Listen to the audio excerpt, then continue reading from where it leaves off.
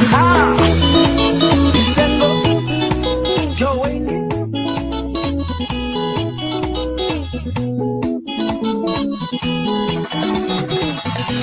Wokava, my baby, twambe usonga. Wokava, kasiti twambe uwina. Mama meka na kusaku wanye ni maela. Mama mekwa umasaku wanye ni mona. Niwa makwetio samba sange wasiamana. Measia tulisoma chinyini nagu. Mateseka na wendo wito ndiwa moja. Mateseka na wendo wito ni wakeshua nekulia. Tene maiva ni utongoza. Tene maiva oine namba. Tene maiva tuichaji. Ninokalika boxi yawa.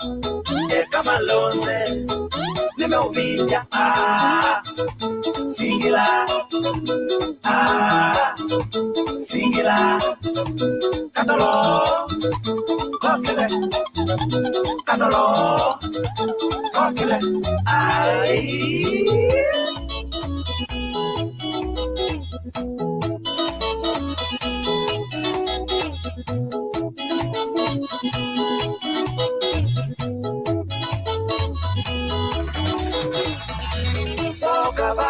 Utabiende tosimoyo ama ukabangu utabiende tosilato wendo wimoyo uira utetanga kiteli chaku cha wendo ni changwatisie kiteli chaku cha wendo ni chanasie mapenzi maku makitie undwachonze mapenzi maku makitie undwakelai niwa makwetio samba sange wasiamana Measia tulisoma chinyini nagu. Mateseka na wendo wito ndiwa moja. Mateseka na wendo wito ni wakeshua nekulia. Tene maiva ni utongoza. Tene maiva oine namba. Tene maiva tuichaji. Ninokalika boxi yawa. Eka malonze nimeuvinja singila singila kadolo kokele kadolo kokele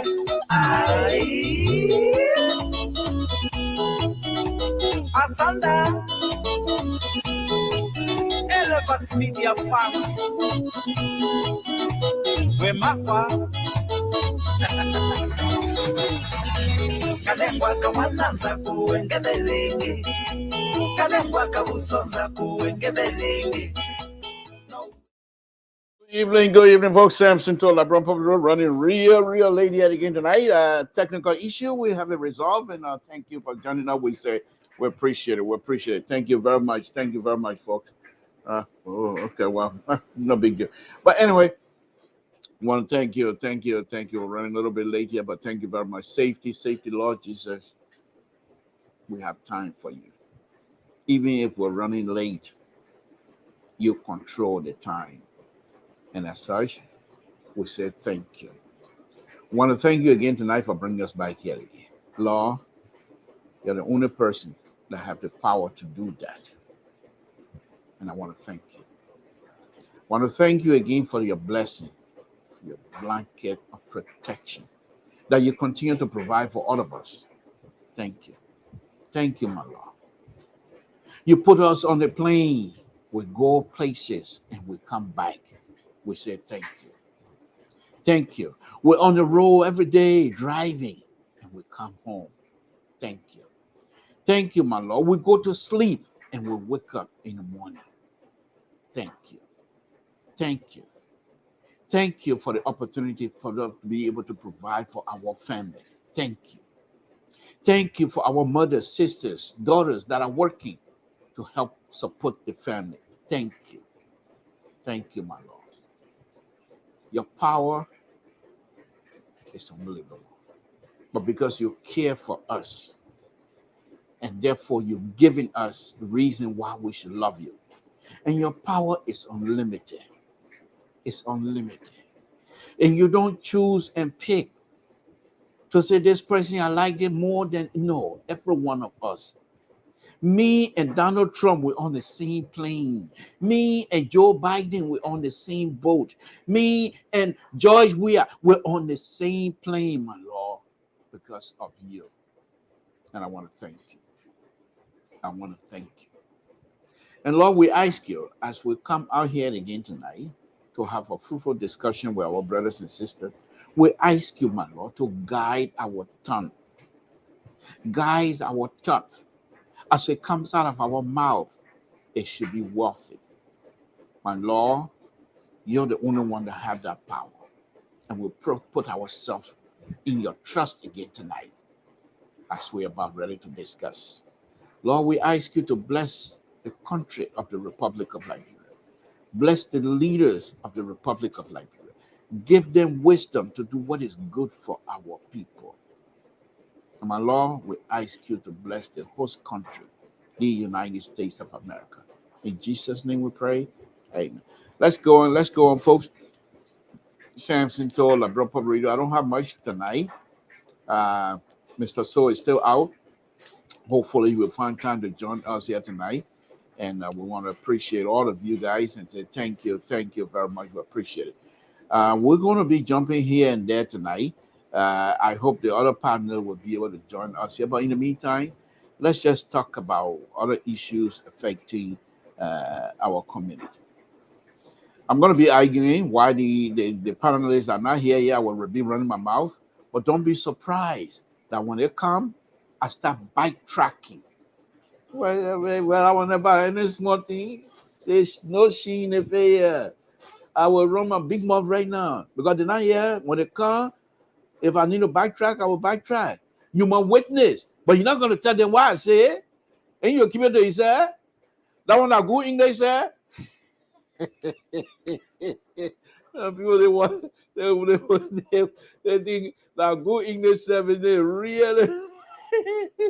So that's good for some of us that grew up in a village that don't know the English. So when I speak it wrong, I will ask you, that one that English? They say yeah, then he said no, they will move on. Mr. George, you need to find a way to join us. There's going to be we're going to start from where we were last night. Please, Mr. George, if you have the opportunity to join us. Because we're going to start with where we were last night. And I hope Mr. So will join us here. I really want to find out what it is that we're doing in our country. CDC is the ruling party right now. But are they going to hold on to power? That is the burning question. Do we see sedition, Dr. We have been given the second term? That is the burning question. And many of us are seriously confused about that.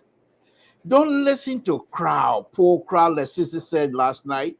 Hey, you can go, I'll leave from here right now. I say I want to do something. As long as I got money in my pocket, I will poor crowd. When my own doctor said I will poor crowd. Polling crowd, not anything like bruh. But are they going to vote for you? Are they going to vote for you? That is the interesting part. That is the interesting one. And I hope that we're not just depending on polling crowd business, folks. Samson told LIBERIA Public Radio.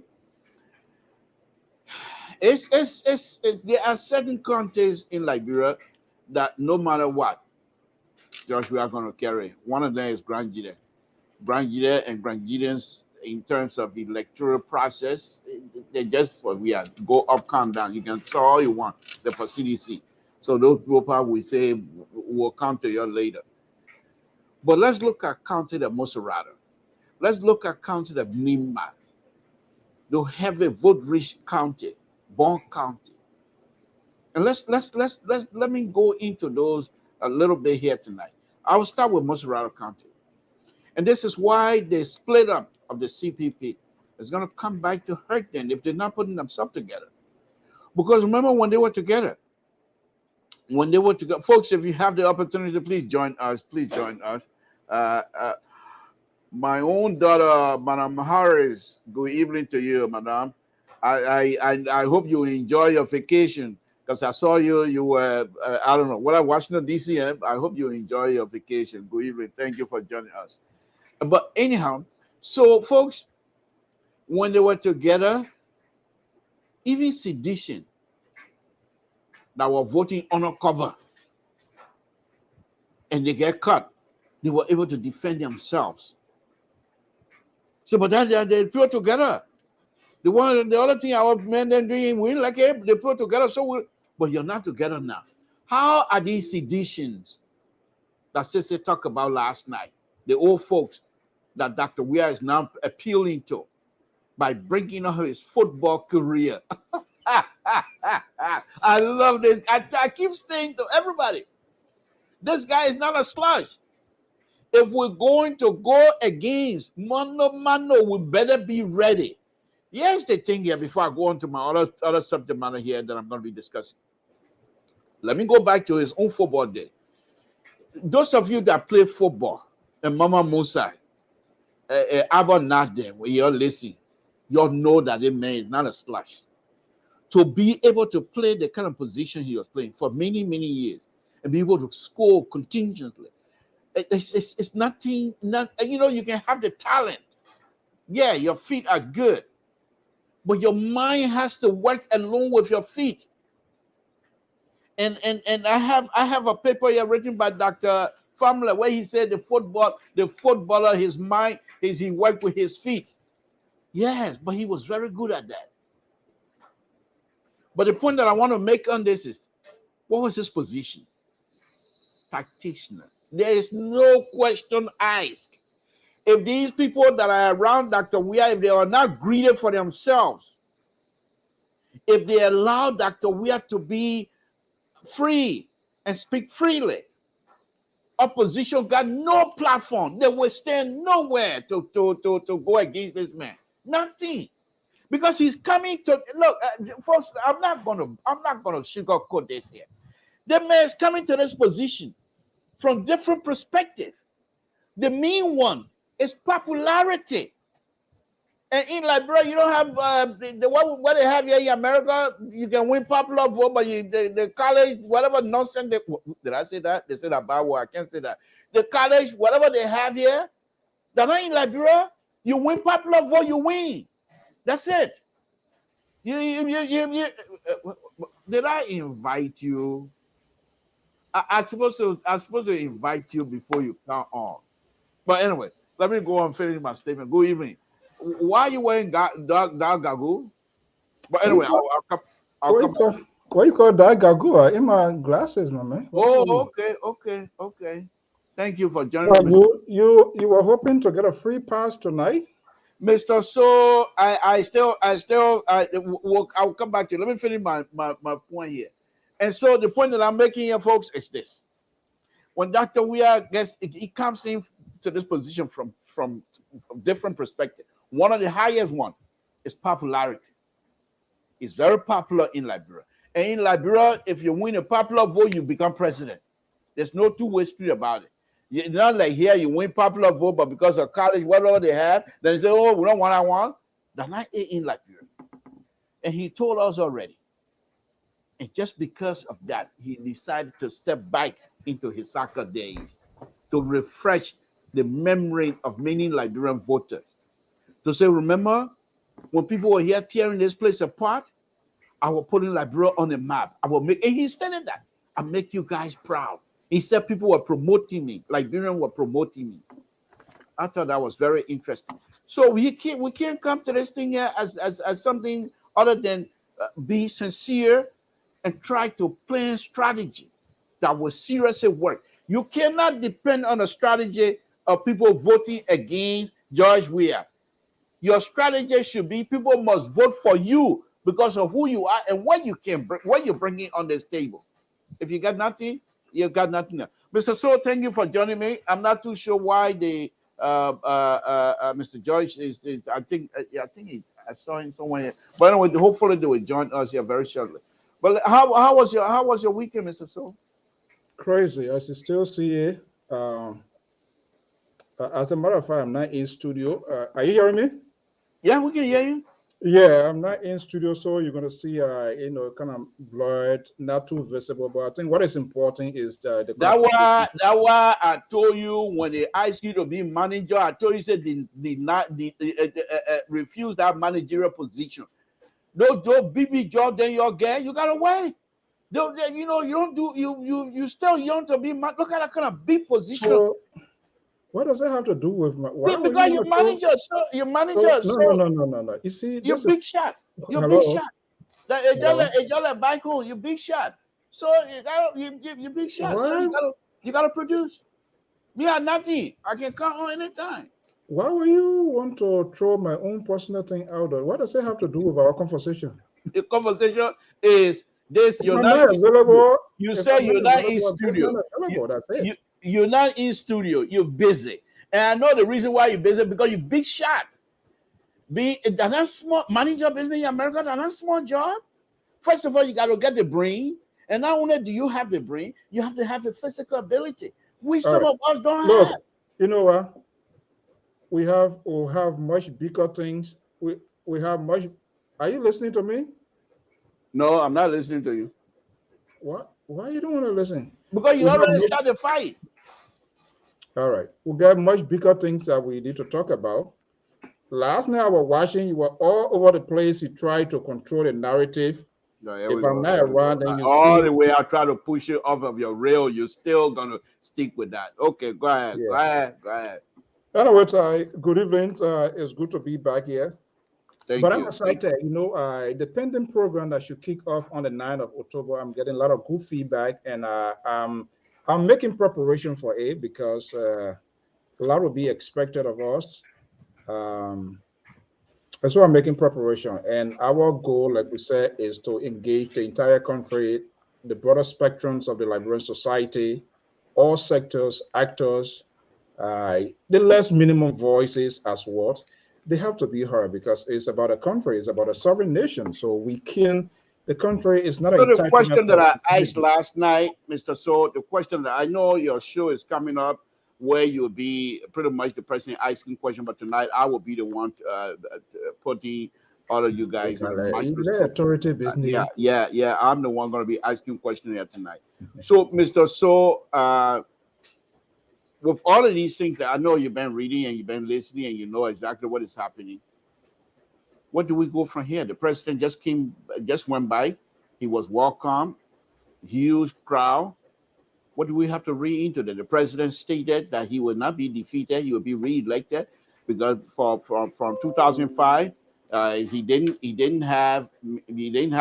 do anything. People would like him, and now that he had done something, people were still like, what do you think of? What do you make of those statements? That was the same question I asked the gentleman last night. Well, look, there are a lot of surprises in politics, uncertainty in politics.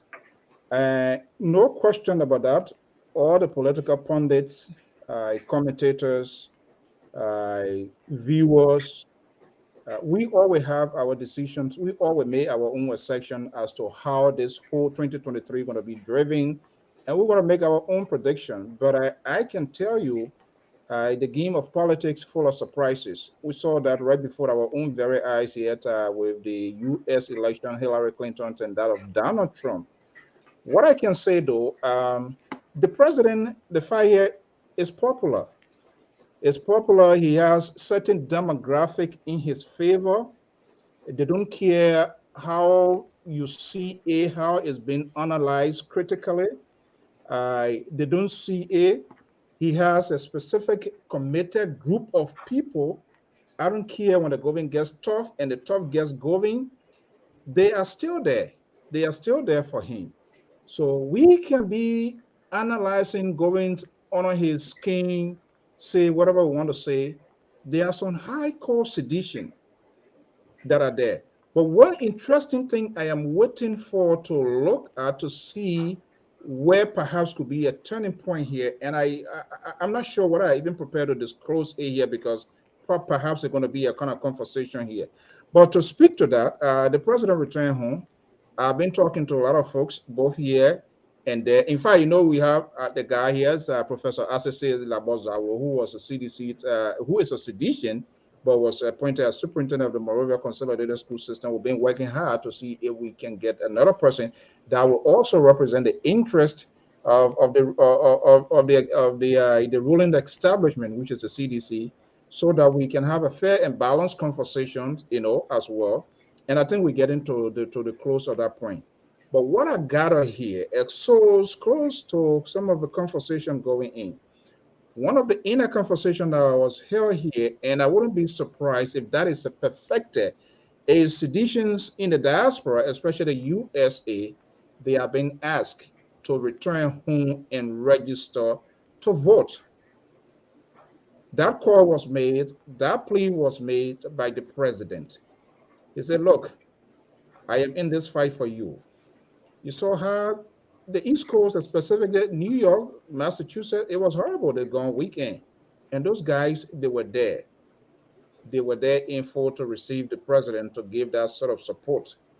But the president just didn't stop there. He's also asking them to get it to the finishing line, to the finishing marathon. That is the 2023, because Liberia in as much, because some are saying, okay, the dual citizenship is okay now, so they're going to sit here to vote. The president was crystal clear that that's not going to happen. He has not reached that point. So if you want to see me re-elected, you have to return home to register to vote. And I've been told that campaign, that mobilization, that sort of awareness is gradually getting in place. The opposition, they have to be very careful to manage to get control of the narrative. I have said this over and over. Coming and looking at George WEAH, President WEAH subject verb agreement, it's not what I'm going to resonate with the people.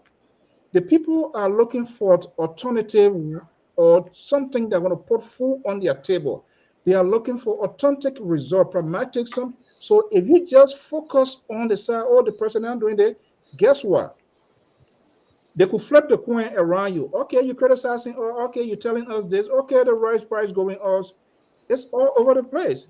I'm not saying the government should not take action, but the opposition should be much more aggressive. And Cesar made a very critical point at this time. If your guy, Joseph Boyka, who happens to be the big elephant in the room for the opposition, who is a godfather, I would say, because of a long-serving international government, if he's unable, if he cannot do anything, if he cannot deploy a strategy to organize the opposition, believe me, it's going to be a big surprise. And we'll come back here to start talking different things. And that seems to be the path that we are on right now. It is tough. All of these 50 political parties that are coming, what they are doing, they are looking for political accommodation. So if the process begins to strain, and then you have 2-3 parties, people will begin to make a decision to say, well, guess what? I think they're going to be going in this direction. And they will be taking their support. I see. So thank you for that conversation, Mr. So. Let's go a little bit farther than that. As you correctly stated, the president is asking sedition to go back home and vote. One of the things that I also noticed about sedition, even here and even back home, is that whenever they ask, the president doesn't, or anybody that are in the hierarchy of CDC don't have to ask for long. All they need to do is wear T-shirt, tomorrow white T-shirt. This is what we put in. They will go and print it up themselves. And just like they did here, pay their own way to go and meet the president. Mr. So, are you with me? No. Okay, I noticed that. Okay. So they were asked, and these people will go out and do it for the team. And I'm not too sure if any of these opposition political parties have that ability. They might. But it seemed to me that they are approaching this from an intellectual standpoint. And LIBERIA said that intellectual business with E. So right now, if these people don't come together, I heard Jonathan last night giving me some mathematical equation. How is this not possible that for one of them to emerge the first round? And so, but if that is the case, if people are depending on the second round, And then the question then is, how do you even get to the second round if you are not friends with anybody else? Because if you get to second round, for example, and you have no connection with the other party, how do you now ask that person to support you? You don't want, this is what I keep saying, don't hope that the sheer hate for the president and the fact that they are not able to produce at this time, that it will make these people to come your way to say, I'd rather vote for them than to vote. They shouldn't be the one to say, I'm going to vote against the president and CDC. They should vote for you because of who you are. And I think even if they're not going to come together, they should give each other the opportunity to start exploring the possibility of collaboration in the future, on the second round, so to speak. But they're not doing that right now. I mean, at least not public. Okay? So I don't see, even those that was at the French cussing each other for different reasons, specifically for the party. I don't even see those people coming together. Those are the people that perhaps if we start seeing them talking, then we know that behind the scene there's a serious conversation that is going on. Okay? But I just want to say here again that if anybody takes CDC for granted, you're doing it at your own peril. Finish. It's simple. Kaput. Finito. Because CDC cannot be taken for granted. Yeah, as I was saying also last night, they're not hungry right now. So their energy level might not be high. But here's what's going to happen. Where they lack the energy to produce, they got the money to produce. For example, if they invite any of them for a speech, people, I can't speak tonight because my voice is not good, but you have 50,000 Liberian dollars, that will speak for them. That will speak for them. 100,000 Liberian dollars, but I'm not doing that great right now to be able to speak, but I just want to show face. The money will speak for them. And like you haven't seen that before. They have the money now. They have the money. And because of that, they will be very difficult to face. And as 2023 comes around, we're praying that CPP will be able to put their act together and come back together. Come back together. As Madam Bowie said, we have to put Liberia first. You have to. There's no other way around it. Put Liberia first. Because if you don't put Liberia first, good evening, Omo Kasari. Thank you very much for joining us. We appreciate it. And I have taken you to tax here on many times on my own show. And I've been so I hope one of these days you will have us to have the conversation. And so if I have to eat crow of some of the things I've been saying about you, if I have to eat crow, then I can eat crow publicly. But thank you for joining us. We appreciate it. But anyway, so my thing is, I have two proposals in this, my feeling, my thing, and how I think about how the people should go together. First, the first one, if they're gonna go, you heard one of the young men here last night was saying that the process itself should be started by Dr. Bakar, no question asked, because he's older than the and I've said three major candidates: Dr. Bakar, Honorable Cummings, and Councillor Gongler. Yeah, Kasser, yeah, but he's not in terms of level of engagement. I don't think he's there. I know people might disagree with me. You're right. You have the right to do that. But those three people, Dr. Bakar need to initiate the conversation. They must understand that they will not be able to win the election as an individual. But you don't want me in? Mr. So, I'm glad to have you on. Thank you. Okay. I didn't kick you out. I don't do that. What you can do to me? I don't kick you out. Whatever. But anyhow, Okay, yeah. so yeah, let's go ahead. So the point that I'm making, and I will ask you now to join me on this, Mr. So, and that is, we have Anthony Caselli is here visiting as well, and I've already welcomed him. Mr. George is here looking. I've already welcomed him as well. But the question or the point that I was making, I truly believe, first round, second round, none of these people, if they don't come together as a group, they're not going to be able to defeat Dr. Weah. I don't believe it. I just don't see it. I don't see any pathway of any one of them. What a second round and have the people to come and work with you, because as Mr. George stated last night, second round, and you go second, because definitely Dr. Weah will go second round. There's no question that he will be in that second round stuff. Somebody was, I talked to somebody in LIBERIA, said, "Oh, don't believe that." Yeah, I believe that. Nobody's going to be able to convince me. He's going to go second round. But either Dr. Bakai or Omokumi or Councilor Gongo, any one of them that go second round, they were going to have to. Mr. So we can't see you. Yeah, hold on. Yeah, sorry. I'll try to get this. Okay. Yeah, go ahead. Thank you. So any one of them that go second round, you will need the support of those who are falling outside of the second round. You will need their support. But my point is, many of those people will not be able to control their partisan.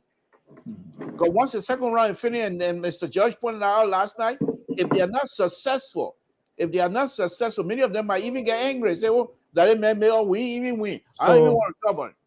So I'm just saying they should start now, as Mr. Joyce suggested yesterday. They should start now. Other than that, if they're hoping that second round, because of the sheer hate, people will come my way, then I think they're making a mistake. What say you, sir? Yeah, I mean, that's the point. I yet to see the strategy the oppositions are really taking on the government. It's an election. An election is all about strategy, adequate preparations, to be strategic in your planning process, and to have a refined message to the voters, to the electors. And I don't see it happening. All of the red meats, all of the soundbite coming from the opposition, and reminding electorates, "Oh, this guy is doing bad. This guy is bad. This guy is bad. This is not happening. That is not happening." And you are not putting out a tangible solution. They are not saying how you can coordinate to even do it much more different than what we are having now, but are always in a constant habit of maybe pointing out the wrongs. This one should have been happening. They didn't do this. This one's supposed to wear so suit at so event. It's not happening. That's just a freaking their strategy upon arrival. You are not putting forward solution. And somebody need to tell them. You also need to tell them, you as a biker person, it is time now for them to get in the in-war counties of the country. And there are so many ways. You claim you always have a binary of areas to define, but you're yet to define CDC. And that's going to be a surprise. I'm saying this to say, because in politics, if you can be strategic as to how you can execute your campaign to get a message, I don't want to be reminded of more hunger coming. I want to be reminded of better days. I want to be reminded of, look, this is what I hand if you allow me, if you give me the chance.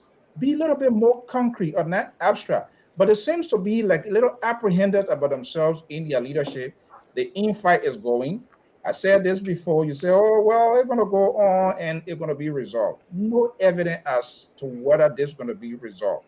So now, the very CDC can easily flip the coin on them. Look at these people who say this is what they can do. See how they're doing. See how they're managing.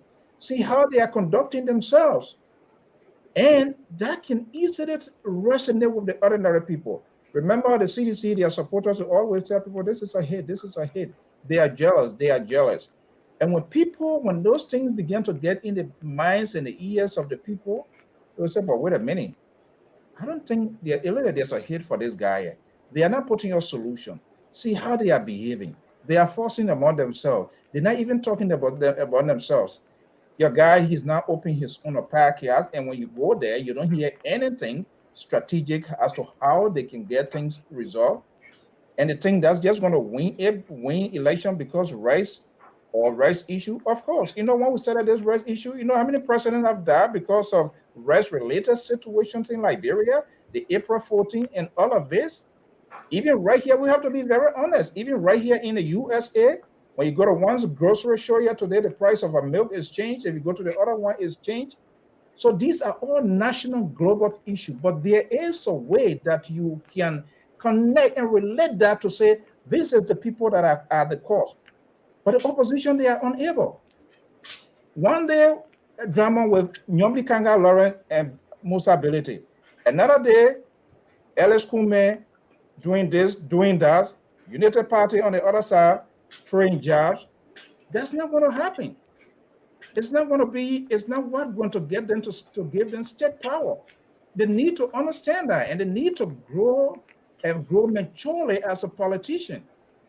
So if they think by having 10,000 of their Facebook commentators who in fact do not have a defined message of the very political parties that they represent, I'm telling you, if I decided or if I was supporting any group of political party, if I come on screen, it's not going to be about me. It's going to be about the agenda of my party, my candidate. But guess what? They talk for 1 hour, 45 minutes about themselves, their personal life, and then take about 15 minutes about the candidate, not even the platform. That's just, it doesn't make no sense.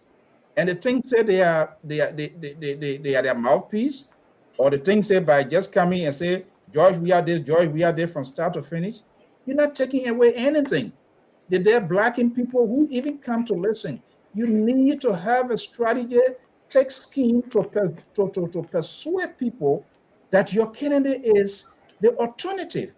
And for your candidate to be the alternative, you have to provide legitimate reasons. You have to be concrete. You compare, you contrast, you bring it into context, and put it before them to weigh the two and say, this and this, which one good? And bring out facts. Let me ask you this. The harder issue right now is the rice issue in Liberia.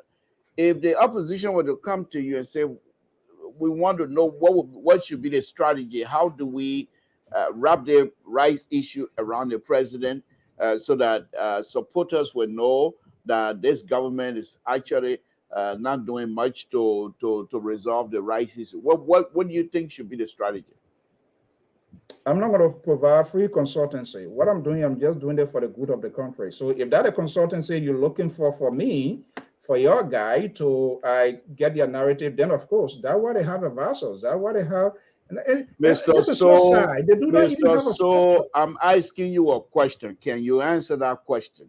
Your question is that I could have answered that question if you didn't take side, but you have a side already into this process. So why should I give you what I'm going to do? I'm saying this because okay, let's just say pro bono. Let's go ahead. What would be the strategy? It can be don't reconstruct it. It's not a pro bono. That's not pro bono. Okay, but Mr. So I ask you a question. Why you find it difficult to answer the question? I am not. I'm just trying to be honest with you. I'm not providing free consultancy to anybody as to what they do. They have their 10,000 people that are all over the place here talking and saying things that is not even helping their very candidates. Are you a seditious that you're scared? Are you a seditious that you're scared to say something? Well, you have the right to think of who I am, but I'm just telling you, look, in the first place, if I decided there's no way that I can take position. If I do that as the head of this network, then I by and large compromise the integrity of this. If that was something that I wanted to do in the past long time, you know, in 2017, there was somebody. Okay, all right, okay. You're gonna hide behind the CEO badge. Let's forget it. Let me move on to another. Do I look at somebody who want to be on a spectator bench or just cheering? So I just asked you a simple question. Now you're hiding yourself behind the LPR CEO badge. You don't want to say that because that way. No. I agree. I'm just telling you. I'm not doing the propaganda. I'm not a mouthpiece for anybody. Look, this institution should provide the platform, the opportunity for all Liberians. If I come here, you can take positions, say that make it crystal clear. But if I come here and say, okay, I'm for CDC, I'm for the oppositions, what room am I providing for other groups to come here? Because there is a mindset within them already. So how will my questioning be? It will be biased. It was not going to be fair. So there's no way that I can do that. Okay. But if I decide to do that, I will suspend my official activities from the LPR and maybe do it elsewhere. Because I don't want to be suspend anything. I express myself freely, and I want to appreciate you allowing me to express myself freely without any kinds of reprimanding or whatever. So thank you for that. But let's move on to the next subject here, which we're still in a rice situation. With the rice situation that is happening in the country, I know the government is in charge, and everything that is happening, bad or good, is under the government control, and so the government should take full responsibility. Well, I understand all of that. But do you think this rice situation, the fact that rice are being imported in the country, is there anything that the government can do to perhaps that can help to alleviate some of the problems? Well, the government needs to come clean in the sense that we need to know who has the authority, who are given this authority to make sure these products are on the market, constantly making sure, in fact, we have extras reserve and all of that. We need to know who are those that are being licensed by national government. And if we know those people, then we need to know why. You remember the last time around, this sort of artificial shortage occurred, and we saw the inspections from warehouse to warehouse, all of that. And that's what we do. We do not follow through when things happen. We always like to manage crisis, and we are not even good at managing crisis. We at the end of the day deteriorate crisis. They happen. So we need to know the government needs to come clean, and that's what the government too finding herself in a serious problem.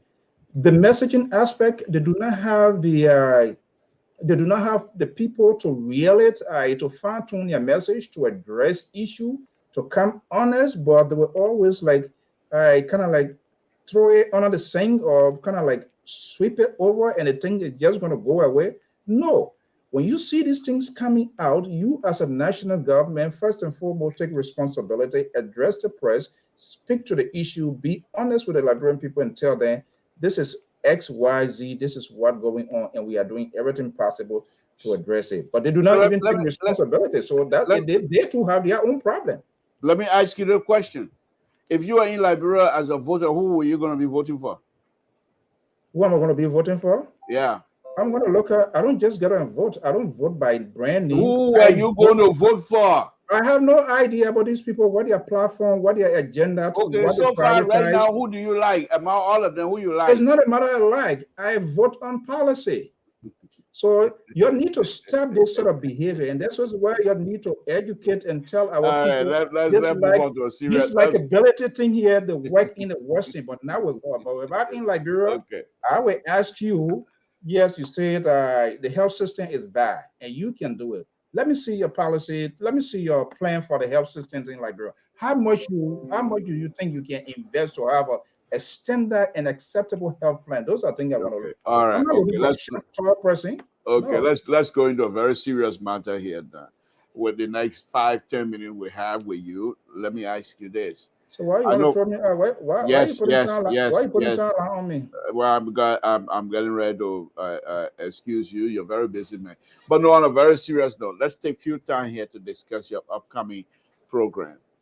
I know it's very important to you. You've worked hard behind the scene, and so it's very interesting for me to see you, how you move this chess on the chessboard, how you move these chess pieces around. Very interesting to see that behind the scene. But what I want to find out from you, what exactly do you expect out of this program? What are you trying to get out of this program? Well, honestly, I feel the disseminations of news, the way the news is being spread in our country, among us here in the U.S. and other places, is not being done in an honest fashion. The news is not being proportional. People But again, because of the society we find ourselves in, perhaps, but I think it is time to return to baseline where all sectors of the country can participate in the political, social, and economic discourse in the country, where thereby we can have a honest conversation, ask people the real questions, give them the opportunity to some of their statements, some of their decisions made in the past when they were in government. Now they are not in government.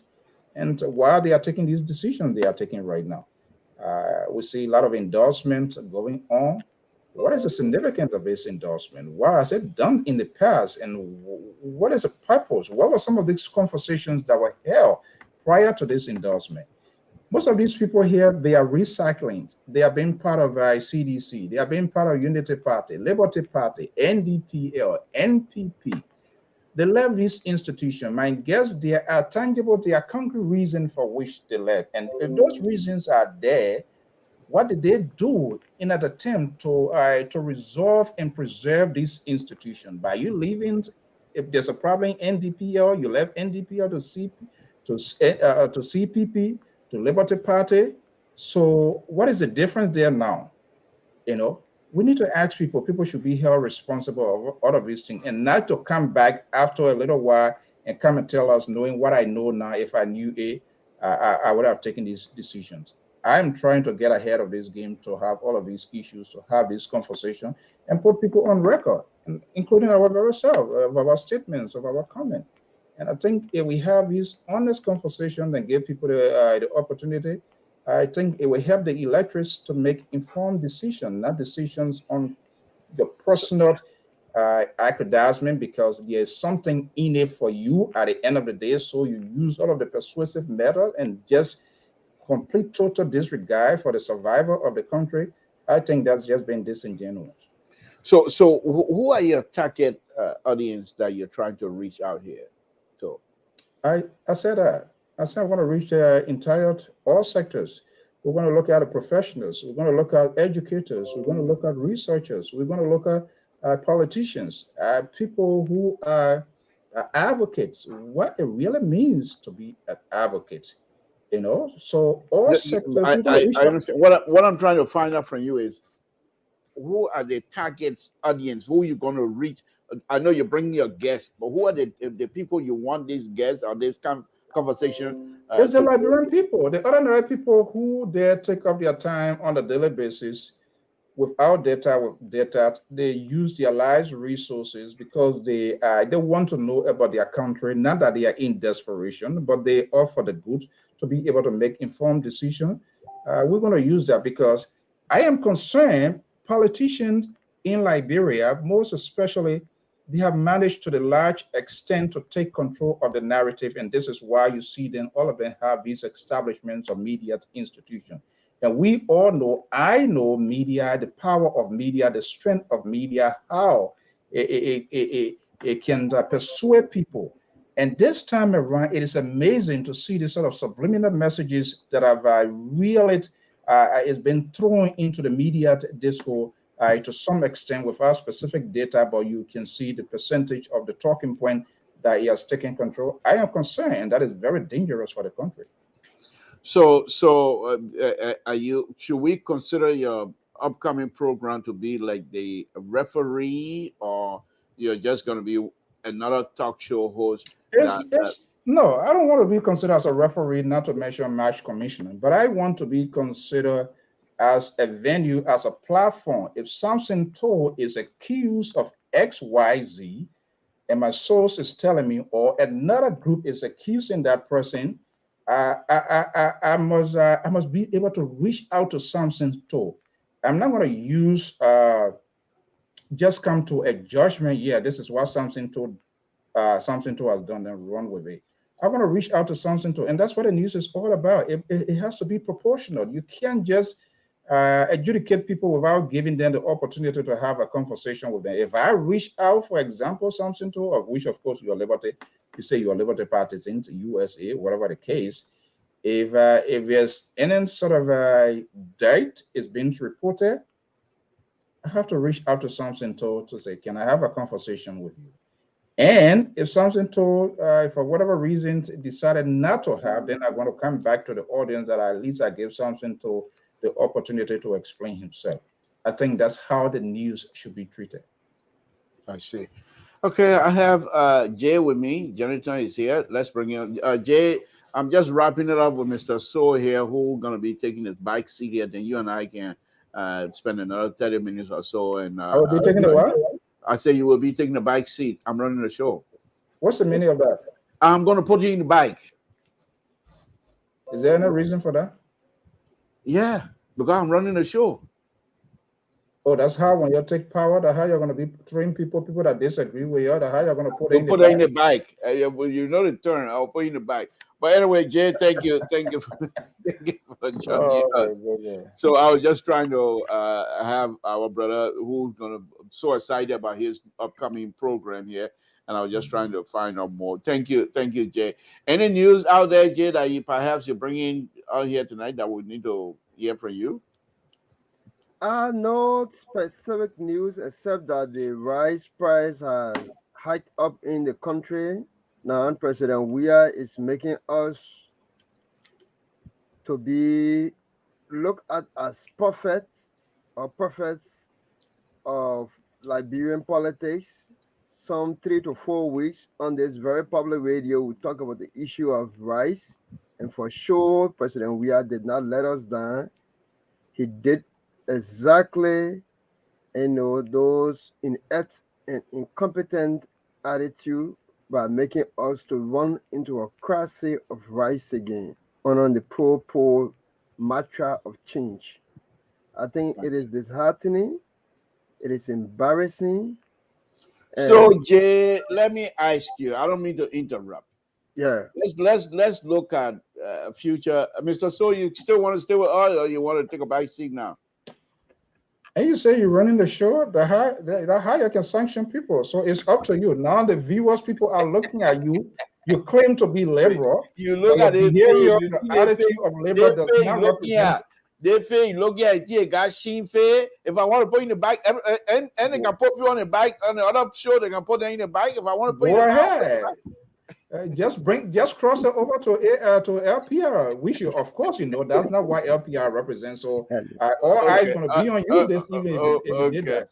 All right. So Jay, I don't mean to interrupt, but let me ask you this: the rice business, Jay. Let's be serious a little bit. I know you guys are very serious from the other side, but the rice business are not just not business. So what if Cumming was president right now? What would be some of the things that perhaps you would be able to suggest to him to have this right business resolved? And don't tell me that I don't want to leak up my strategy so the other people can pick it up. I think one time here you told us it's not so much of running campaign against Dr. WEAH, and even if they were listening to you, you would do everything possible for them to be successful. So I'm just asking as Liberian, what if Cumming was in power? What were you going to do to have the right issue resolved? Thank you so kindly again. The essence of being to political parties, because we are first born Liberians before political parties. So the essence is to share ideas about the forward march about our country. And the way political parties have handled things for the period of time, especially when they get into power, that our time, it makes being associated with a political party almost like a taboo, or expressing the opinion of a political party like something wrong. And so people try to veer from attachment of political parties because they are not been doing extremely well. But if Mr. Cummings was elected as president, or when Mr. Cummings is elected as president of Liberia, to better put it, what would be our move towards addressing the crisis, the long-lasting crisis of Liberia's stable diet? It is said that grow what you eat. It is shameful that we don't find favor in doing that. That government would try to reduce the hundreds of millions that is used oftentimes in an annual to import rice, to start testing the process of mechanized farming by his own connection in the corporate society, by seeing how he can bring some of the Indian and Indonesians, Malaysian equipments and investor into Liberia to produce or refine rice. How will they start? It will start first by annexing those roads that are close to the ports of Liberia, probably Banga, somewhere in Bikiano or Bassa, somewhere along the Nimba County end. Because we know we cannot get easily to Grand G there because of the constrained River G and what have you, because of the road impediments. So you start at near areas that are accessible. Then by doing that, you have a rigorous there where we come in with corruption. When you're doing this kind of thing, you subsidize farmers. You don't choose the farmer that campaign for you against the one that didn't campaign for you, though he has been innovated in executive function of farming. When you do that and subsidize those farmers, ordinary Liberian will see it as a wisdom of income, as a means of income, and it will move towards that direction.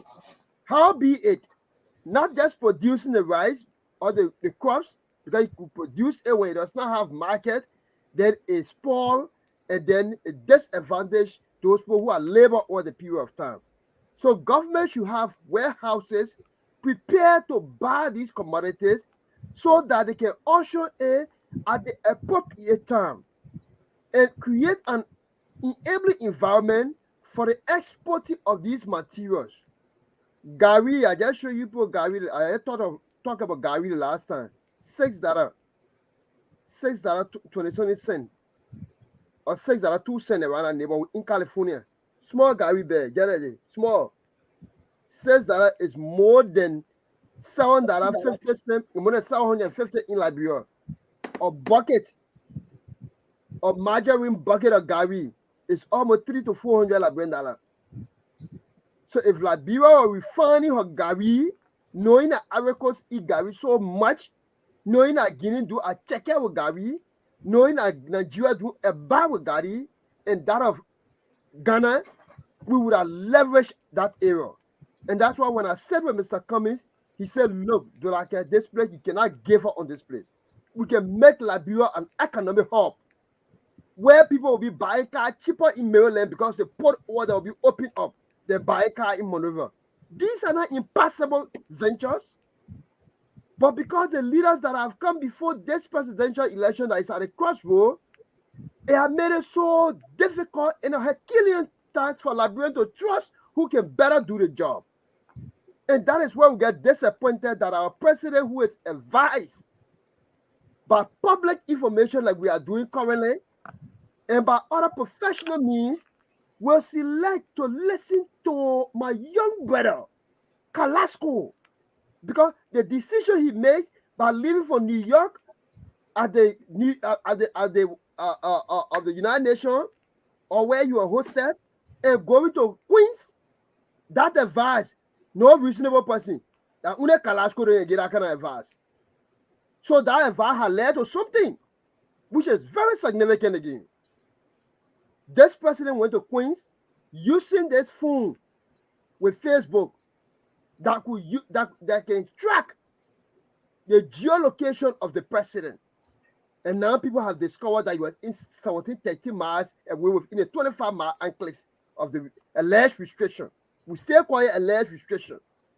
See how human we are. But what is important is that he said he went to a home. Though most of the leaders that will come here, it will not be a pleasant thing to say they came to their home in a foreign land. But he said he went to a home. Let's put that aside. That home has been established that it is the president whom by his own confession and magay or confess with all coercion. That home, if you zero it, those of you in America here, if you zero that home, which is a public information, it says that home was purchased 2014. For how much? For $400,000 US. What it brings us to? It brings all of us to the mere pair called Gono Glay, who born child for him, sue him in a court in America. 2015 for child support. How can you be buying a 400,000 home and you say that you get to support your child? You see what it does? So it demonstrates that the president does not have the rightful people around him, and he's not even prepared to listen to the public on the rightful decision to take. That is why Maggie and the rest have to take too long to vacate their position when it is at the will of the president. He can wake up and say, Maggie, look, my man, I saw him and sleep. I know somebody using your fear, Papa. That go very small. We'll see what to do later on. That your free will, the constitution will give it to you. Then America. America that got all her facts, America that have turned against the action of Russia and the war is feeding it. America say, according to our funding, XYZ were committed. Your financial intelligence unit, America don't put sanction, they took action against your leader. You now as a president, you won't take action. You want to also believe that you are not accomplished with that process. And last let me say, by the actions that I've listed, it can never say that President WEAH can commend the vote in Grand Judea County. The people of Grand Judea are not compelled to vote for President WEAH. The people of Grand Judea are some of the well-inclined people in this country. We're going to move in the nooks and corners of the country of Liberia to tell the Liberian people what the president offered to the rest of the Liberian people after we are given him 14 out of 15 county, 14 out of 15 county votes. I think, Jay, just to do us a favor, I think LPR most likely will send you a bill because right now you past the answering question and you're seriously campaigning right now, and we're going to charge you for that. We will send you a bill. You have campaign here as well. My campaign for the old man. I'm campaigning for the old man. Oh, so he can't campaign for the young man. He's too young to be campaigning for that one. And let me just give it. No, but Jay, thank you. Let's go, Mr. So. You have anything to add on this? Or? Yeah. I mean, those are very fair analysis here. But the question now, how can this narrative be changed? Okay, let's assume all what he has said, what he has narrated, is what is happening. What should be the strategy now to put them on top to change the conversation? Is that something you still want to remind them? And even if you are reminding them, what is the end result of it? What would be your ending statement? What will you be telling the electorates? Because, I mean, he is perfectly spelling it out, but is it how it's going to be done throughout? Or are we just talking about it here because it is a situation that have just occurred? What I think, I would like to liken the situation of our country and the challenge faced with making a selection as to who should is better suited for the presidency. It's compared to a relationship. You cannot say the men in the world are too many, so it is difficult for you to choose one of them. That means you are not going to marry, or if the women are too many, so they are turning your eyeball, so it's difficult for you to choose. We all have to contribute, and that is why it is on our shoulder as opposition party, because we are fighting an uphill battle. We acknowledge that clearly. That's why we need to communicate to our public why it is not just about saying the ugly side or the missteps of President WEAH, or it is not just about providing the solution as to how we will do it. It is about taking rightful decision in the interim to demonstrate that we are committed to the change that we are talking about, and demonstrating that it should be in practical terms with our people. That is why I don't believe in a big go to Ganta. The people come say, whoa, LS Kume is here. The mayor of the land is here. I don't believe in that thing. I believe in wearing your vest, getting at the University of Liberia campus, being in a park, sitting with the young people, explaining to them what you have seen Cummings demonstrate. And it brings me to the point why Ambassador Brown and Ambassador McIntosh supported Mr. Cummings. I see many of us will capture their heydays, but we have never listened to the plight. What motivated them? And Senator Johnson comes on the platform and say, I support LS Cummings because he will bring war and economics, quote unquote, and will be able to stay in the court to vindicate ourselves. Mr. Cummings will graciously accept Senator Johnson. Because it would not be about his past, it would be about what he believed in Mr. Cummings will demonstrate. So when we question those that are endorsing Mr. Cummings, we should question them on the ground rule they are laying for which they are supporting this person. Some of them say, better they say, I see a better person in Mr. Cummings that I can become. That is sufficient reason. Meaning, if you are taught otherwise about him, he now sees himself to be a better person to follow a good example. Ambassador Brown says the same thing. McIntosh is saying, I see leadership. I see depth of leadership in you. I see the continuity of our democracy in you. Someone come and ask that person that you're not supposed to see the depth of leadership in that person, and you should be questioned about your past. So these are the ways that we intend to engage in the political sphere of our country in order to reduce some of the happenings, and not just only those of us with the CPP, but all walks of life. Mr. To, you an engineer. Mr. Cummings is coming in Sacramento by December. I read that. I read that. I will do everything humanly possible that you meet him and share some of the engineering light to him, how our country can get improved. The good about him is that he always loved ideas. I guess you can say anything about Mr. Cummings, you can say what you want to say. He does not barricade ideas. Nothing whatsoever. Thank you. Okay, well, folks, if you're listening, Samson Toll, I'm running a show here tonight, and so Mr. So, I don't know why you decided to hijack my show and bring it in, but he's your friend, and now I understand. Now I understand why your friendship is so thick. You even wait for me to give you permission to bring it because you just brought it in without me before I know he show up. The army who brought him, but now I see why your friendship is so thick. That's okay, Mr. George. Good evening. Welcome. We're just trying to go from yesterday on to today. Sissy is not here. I've already, he's not going to be here tonight, I don't think. So hopefully we'll all be back here on Wednesday. But Mr. George, I know you've been listening. You heard Jonathan giving all of the good point here. I mean, from his perspective, that is. I might not agree with all of them, but he's already expressed it.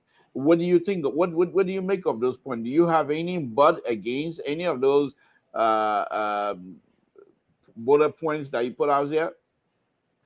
But yeah, I got 1 or 2 points. I mean, what he said, majority I support it, but we cannot negate the fact I support the ANC. But you do? Of course, I'm not hiding it. Is that your first time hearing that, Mr. So I wasn't even. You're not part of the conversation. Why you want to take a side already? When he wasn't here, I was in control. You were not talking plenty. Now you can't hear. Now you getting into my business. Now. Go ahead, Mr. George. Please go ahead. Look, I always say that I believe in this theory. If those people went to the CDC, we question them about the past. And it's good that we question them because we got to put people in the basket of deplorable. I was not behind the line. I was on the other side. And there have been many reports about Ambassador Brown, Dr. McIntosh, which they are not true. But everywhere to go, people will have to ask them, what role you play? You are carrying gun. But nobody can produce the evidence to say, oh, there's 2-3 points who saw the man with gun. Nobody. But people do it. It's the season. Because if you go on the other side, they will lift you up. And the other side will be crying. And if you go this way, the other people are there to tear you down. So the crux of the matter is they just have to be willing to answer the question over and over. Because we quick to conclude that, this person did this. Without no shred of evidence. But yet they say that's the Liberian thing. So that is the problem. And I totally agree with you, because if I say I'm working with Mr. Toe, I'm working with Mr. So, there's something in them that I see that will attract me to them, to identify them, to identify myself with them. So all these people come to tell you this is what they see in Mr. Cummings. And it's a saying. When somebody go to George Weah, they will say that's something they see in George Weah. So that is what this game is all about. What I think that Mr. So can deliver, what I think that Mr. To can deliver, that will gravitate me towards them. And that's just the name of the game. Whether he will do it, that's one question, because sometimes this blind loyalist, someone who just want to identify with people, whether they will do it. Well, let me ask you about your brother, Johnny Tom. He went out here and was giving us all the laundry list. Will you consider Johnny Tom right now to be one of those praise singers, or you think he's not there yet? No. Jonathan, I think he's a young man, brilliant young man, and I think he can speak his mind. He can speak the truth, and that's why we are here for. I mean, he and I have the same belief, but if he says something that I know that I need a question, I will question him. And this is what other people don't do. On the other side, other people, yes, he said, oh yeah, oh, that's my man, so I can't ask him that question. No. We should be able to look in one of their faces and say, okay, yeah, this one you say I agree, but this one, I have a little question. Can you expand on this one a little bit? Because Mr. So, what Mr. Joyce explained just a few minutes ago about people having the ability to allow critical discussion among themselves, which include disagreement, what have you. You think these political party, Cumming, Buckeye, you think in their four, do they have the ability to allow critical thinkers to be among them and be able to express themselves freely? Well, unfortunately, I am not within their inner cycle, but from what I see on the surface, it's fair to say much is not being done. Except few voices are being heard and other legitimate voices who also are part of them. I think these people's voices being diminished for whatever reason. They don't see them as an actor. And like what Joyce said, and that's what we have been doing here. Not everything you agree with me, not everything I agree with George, Dolaket, and even Sissy. Now, it is important in these institutions, the leaders and those that are within the proximity of the leaders, for whatever reason, called an ear eaters, they must also give that opportunity to the ordinary people, even to the least person of that institution. They must allow people to raise their fingers, to even question in as much those people support those leaders. Do we see that happening? No. People suppress people's views, their opinion. Oh, man, put your finger down, man. I mean, I same thing he want to say, oh, don't mind that man. That person, a foolish person. This is what happened, because when you do that, you drive people away. You open the leader, you make the leader to vulnerable. The leader will not even hear somebody, because guess what? Some of those people way down there, they hear much deeper things than the people that are close to you, because what? They go in community, they go among people, and people feel free to talk to them. They feel free to talk to them. And so there is a way they can also channel that communication, because even if they say they want to make an appointment to meet with that person, you're going to see that wall of Jericho, that barricade will be created. And one thing comes to mind, they may go in there, he won't go back. He won't go back for Sunday. They cheat not here, even when they cheat there. So if this sort of a conversation, if it is allowed within these political institutions, and even in our own daily engagement, I mean, give people the chance to speak their mind. Do not just shove things in people's throat. Do not just shortcut people when they are talking, because you know what they're going to be talking. You quote unquote, you guess it's a foolish talk. And I said before, there are some people when they're writing, there are different way of doing things. Sometimes the beginning, the very first paragraph, we're going to capture everything. Other people wait to throw it in the middle, and other people throw it at the end. That's just how people to speak naturally. So it would be good that when they allow people regardless of your position in the organizations, you don't have to be an executive member. You don't have to be a member of a committee. You don't have to be an ad hoc committee person. But if they allow people to speak their mind, you're also giving them the authority that they are part of that institution and they are part of the decision making.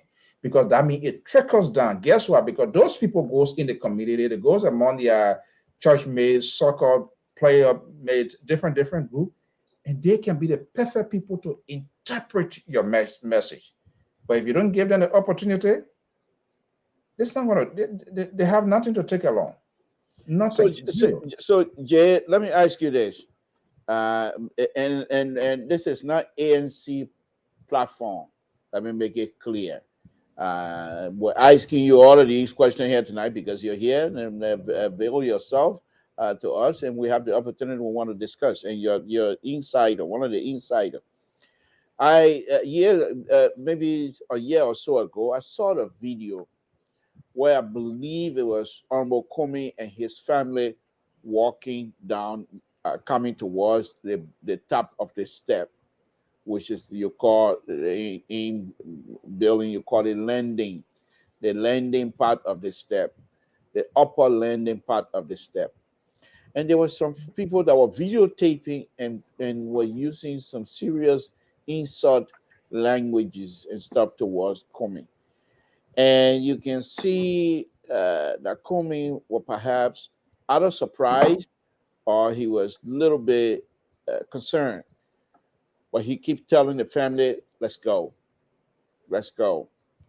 So the question is, when I watched that, I felt within myself, you do that one to me, whether I want to be president or I don't want to be president, we will throw with tea right there and now.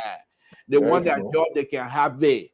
I'm coming to, you can't cost me in public. You must say, whether I want to be even if our president, I told Costa that one time when he came on Alfonso's show, I was talking about the lady, I think her son, former ICE Costa for the Broad Street to have it settled. And so I asked Costa, I told him, I said, well, me, I don't even think for that, forget about quick business. No, you cost my mom, you myself for ill. But the same thing here, the question that I'm asking is, having watched that video, I felt within myself that perhaps his level of education is just too high. What is his temperament? You've been around. I know that besides this one video, there have been some other instances where perhaps people use certain language around him that make him crunch or something. So what is the temperament? I followed that video. Hold on. The whole conversation here is getting ready to go different place here. But Mr. So, did I ask you to do my job again? What kind of man there tonight? Welcome, Sissy. Thank you. Professor, good evening. Welcome. Why? I'm running a show. I was just about to announce to Sissy that I'm running a show, and then you just brought in without even. Okay, go ahead, Jay. Go ahead. Coming. You told us Sissy wasn't coming. You told us he wasn't coming. So what's the guarantee that you are going to remain back there forever? You threatened me to throw me in the bag. Who knows that what you're going to do to Sissy? Yeah, but on a serious note. Yeah, go ahead, Jay. Mr. Cummings is a natural human being. He can get annoyed like anybody, but I think he measured in how he carried on anger, and because of the long-standing leadership role, he's mature in handling things. I remember that event. It was led by Representative Moses Akaros Gray, who led thoughts that booed Mr. Cummings and even booed his security and those people that he went out with, and they were embarrassed and they had to leave that area immediately. And I follow him. I know when he's upset about things, but how he turns it around using his maturity. And so he's made, to be honest, he measured in how in the aspect of anger. But I wanted to mention something that will keep slipping on, I know your question is not directly mentioned to it, but it is important that our people know that the rice business we're talking about, our foreign partners have chosen to help us, and they have helped us in the past. In the past, just in 2021, we had 350 million given to us through the special drawing rights. $350 million US. $350 million US. Okay. What was it meant for?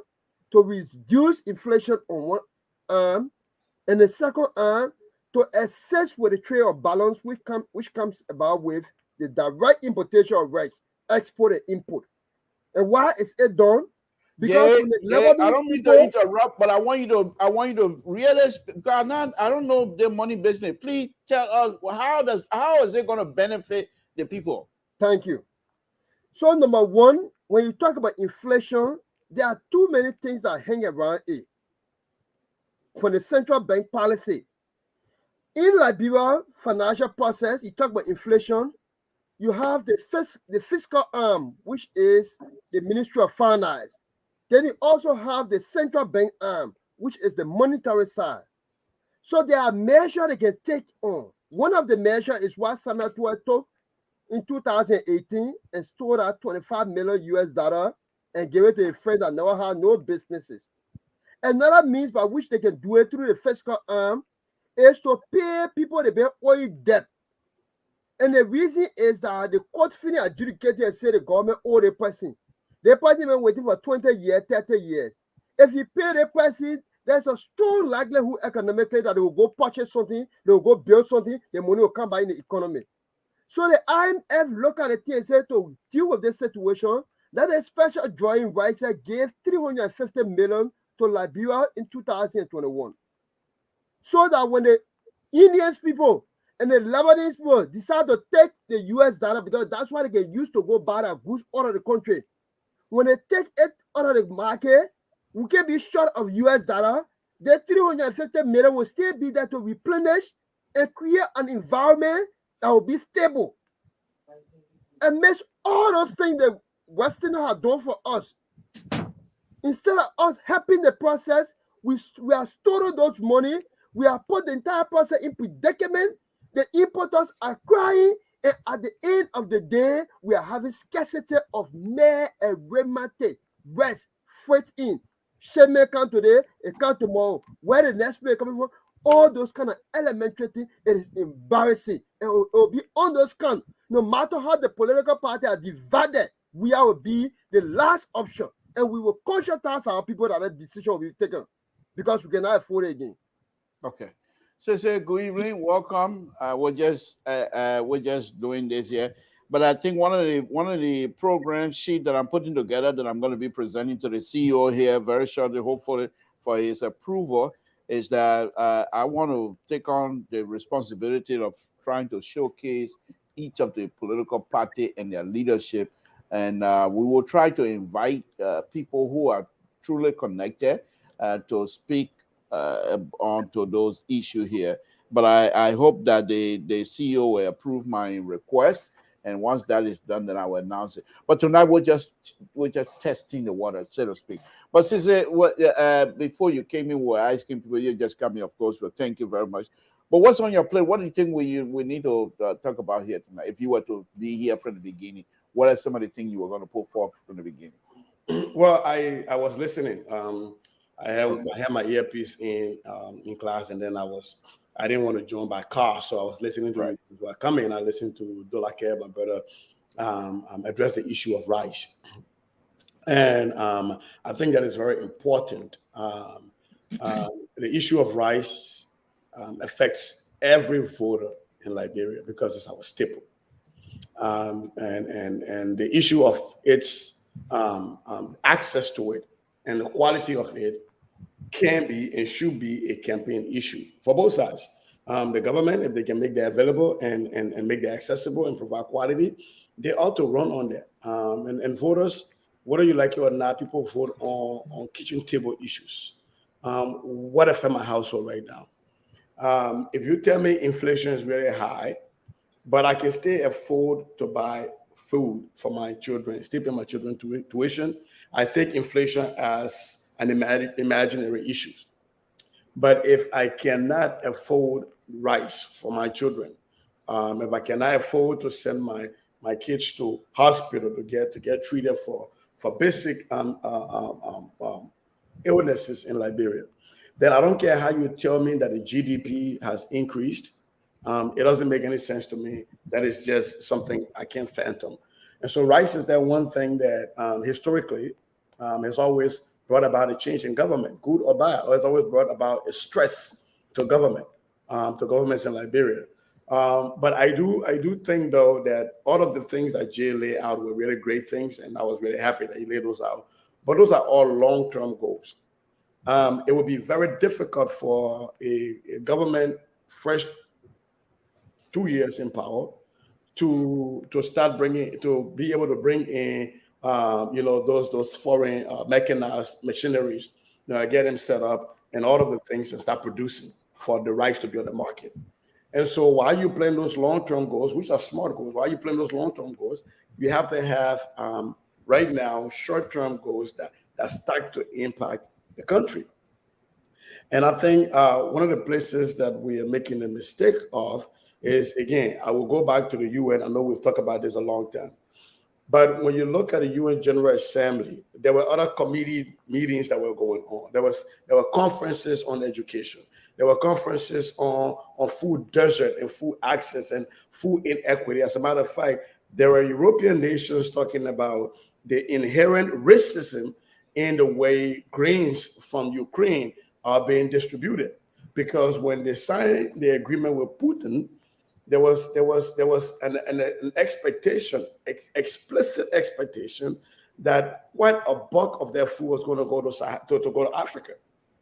But as it is right now, the bulk of those food has been going to Europe, and not many. I think they landed one ship in Kenya, right? And that does not even account for 10% of what they promised the continent. And so the president, by not attending, or the ministers he brought, by not attending to those conferences to actually lay out the need, I think did Liberians a huge disservice. By taking that time to go with Kalasco and the rest of them to go try to prove to some foolish people who's saying he is limited within 25 miles, which is not really important. That is not what my people eat in Liberia. Whether I'm limited by 25 miles as the president, if I can deliver, that's what my people care about. They don't care that I came to New York and I could go to Washington, D.C., or I could go to Maryland. But I think the president missed an opportunity on that. So any future government that's coming into place, I think, first of all, needs to audit the process by which these rice contracts are given out. And really start to think about rice, access to rice, as a national security issue. Because when you treat it as a national security issue, you elevate it. Yes, we need to still continue to grow rice in Liberia. I think one thing that we always do in Liberia, and that really bothers me when we start to discuss things about how to change Liberia, there are two places that people talk about that really bothers me. When they talk about education, and they say, oh, all the broke people learn here, they do nothing. That is a disrespect. That demeans the education, educated people, and that sets a bad trajectory for our nation. And every time people talk here, you say, well, the people that in Monrovia, why they can't go to the farm? As if to say farming, mechanized farming is just something that anybody can get in and do it. No, that is a career path. So we just can't say everybody can just go to the farm and start planting. We know back in the day, people used to do that in Lofa County and other places. But right now, with the huge rural-urban migration for access to wealth, and for access to education, it will be very difficult to reverse that if you first of all now start to build factories and other stuff in rural places that attracts people to the jobs in those places. So I think what we ought to do on short term is to revitalize the LPMC process. When you have LPMC in play for basic cocoa and coffee in Lofa and other places, that help to elevate Liberian cocoa, Liberian coffee, give it some value and help the farmers. And that was the same reason we brought Kari, the Central Agricultural Research Institute, right? So we ought to start going back to those places and see what research are we doing on rice so that we can have rice that maybe we can produce twice a year or 3 times a year. How can we give that right now to farmers, like how LCADP used to do, BCADP used to do, and give rice, smallholder used to give rice to farmers to plant seed rice. Because that's the way short term we can start that, and then long term we can lean on to like us stuff with bringing in these huge mechanized form of farming, and we can start exporting those things to other parts of the world. I see.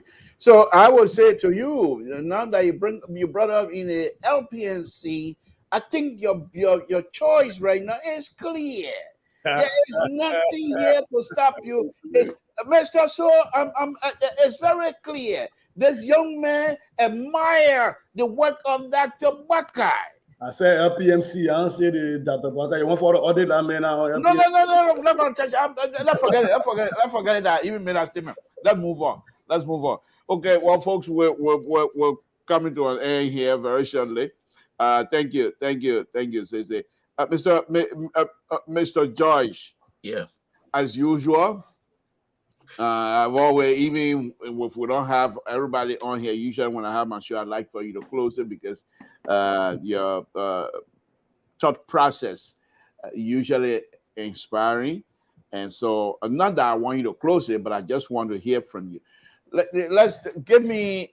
You heard Jonathan here twice now, and at one time you say, "Yeah, I'm with him," but I want you to remove yourself from supporter base right now and talk to me as a Liberian, somebody from Grand Julia County, somebody from Bon County, somebody that flew over Nima County and all of the good counties everywhere. How do we access those rural areas so that they will be part of this electoral process on an honest basis, not somebody going to buy chigisu or buy baby top and all of those kinds of stuff? I mean, how do we get to those rural areas so they will understand that their voting cards that they hold within their hand means a lot? How do we get to them? We have to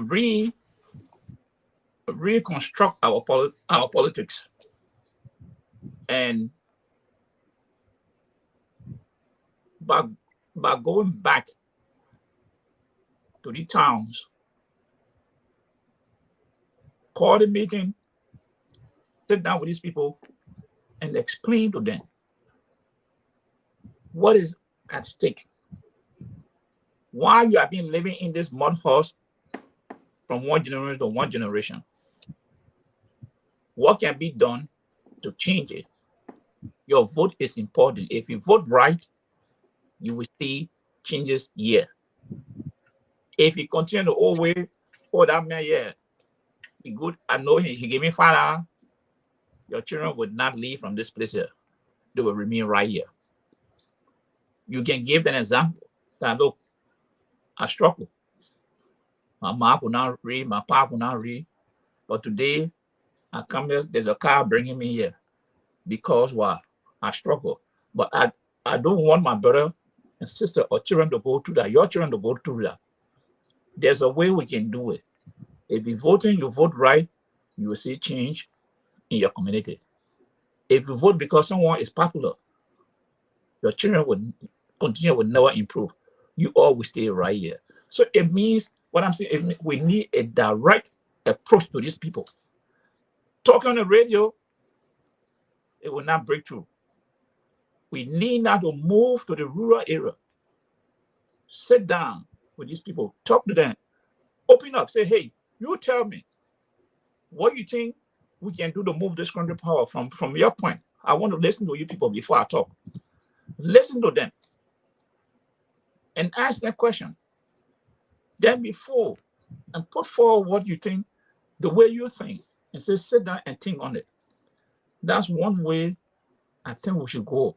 This radio talk here for me, we talking, the people got one person in the ear. The other people, I know that man before.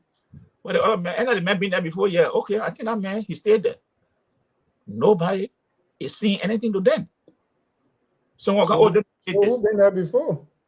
So the problem we have here is, maybe I would say the Jehovah's Witness style, but not in the same go you can go put 3 villages together, call these people. You'll have a one-to-one discussion. Why the road has not been here? It's not that the country is poor, but because it's not being managed. This is why, so you see these conditions stay like this. All right. So, but I just want to close out. Sister Septon, I just want to ask you, and these are things we need to be doing. And they can speak all the book that will not help us. We need to get down to these people and explain to them one-on-one. This discussion will go a long way. Just sitting in Maria and talking, that will not cut it. We need to educate our people because we know the illiteracy rate in Liberia is very high. I was looking at this guy, Thomas Sankara, what he did in Burkina Faso. And when I said, to George, we are doing some research to see some people that made a great impact on the people in a short period of time with little or no resources. Thomas Sankara did not have no help from the European, from the French, no help. This man, first year, 10 million trees were planted in Burkina Faso. The literacy rate was 13%. In 4 years' time, he took it to 73%. Almost everybody in that country at that time could read or write or know the need to sign their name. This young man did it. The roads and railroad he built, there was no money from the West. They did it with the resources right in that country. Okay. And why do we people? But since I talk about, let me just touch on the rest business. Since the rest business in Liberia is a business that government officials benefit from. Till the time, the fire brother, whatever, they had $10 on a bag of rice. This time, why would the government have to give the money to 4 persons to bring rice into the country? Why? It's because they get a kickback from those bags of rice that those Lebanese or Indians bring into the country. Rice is a major commodity, political commodity in Liberia. I have always said, open the market up to Lebanese, Indian, to Liberians. All you need to do, the Minister of Commerce, that people will bring the rest is standardized rice. Let other people get into the market. But this market is being controlled by foreigners only because they bribe government officials. They may say, oh, we'll give you 50 cents on a bag of rice, or we'll give you $1 on a bag of rice. Why would we continue to subsidize 7, 8 million, 30 million now on a food? If we open this market up, there will be competition. Liberians, Lebanese, Indian, Fulani, everybody will be bringing this commodity in the country. But you restrict it to only 4 persons or 3. What kind of policy is that? Okay. You on that note. So all right, let me go to Mr. So. Mr. So, and I want to go back to Mr. George's comment about going to engaging the folks back home. And you're not stranger to the past politics and what have you. And there's an old saying back home where if you leave from here, or even you try that idea, with people tried before, and they say, well, these are people that are coming to try to re-educate us. And so they try their best to reject that. Do you think this time around, or in fact, let me just put it this way, are we at that point sophisticated enough to be able to allow people to come and sit with us up in the countryside, sit with us and try to impact on us how, why, and what we need to do in order to improve our lives in terms of voters card, utilizing it effectively, and with that kind of message? I don't see the reason why we can't. That's the uniqueness of being a human being. Times evolve and things change on a daily basis. But it is up to the leaders to go beyond the borderline. And yeah, what I would say before I leave. One person is just a wrong messenger to deliver the message. And I see three that can adequately make this message. You were asking for what I want to do here. Let me just give this sort of free consultancy right now. If I was a standard bearer for any of these political parties, my party chairman would just come to Monrovia to provide a report. I have a sort of consequential presidential and general by-election. I see party chairman and all flowing all around, sit down in Monrovia. If I were party chairman, if I was standard bearer, I instruct my party chairman divide the country into zones. You're not going to spend, you only come to Monrovia weekend for me to get a deep briefing on the activities of my party. Get up and go. Two persons can adequately, can interpret, can be a good messenger to be a game changer. Unfortunately, I don't know how this is going to resonate with you. If your blood pressure goes up, just get something, drink water. One, Joseph Boyka is just a wrong messenger. Well, we're not even accepting your concerns. Just say, anyway, we don't want you to. We don't want you to. We don't want you to tell us anything. Right? Okay, let me get my points. Don't say so we can. No, let's be honest. He's just a wrong messenger for this whole thing here. He's just a wrong messenger. I'm wondering how he's going to try seizing his message for us to resonate, because he's been there. And two people that can adequately, 2 or 3 persons that can adequately make that message. One, Ellis Kume, he's a new person on the radar. He can come and make any point he wants to make. Tiawan Gonglo and the president. The president can also make his point in as much he's a Cuban. He can give his own reason why things are going the way they can.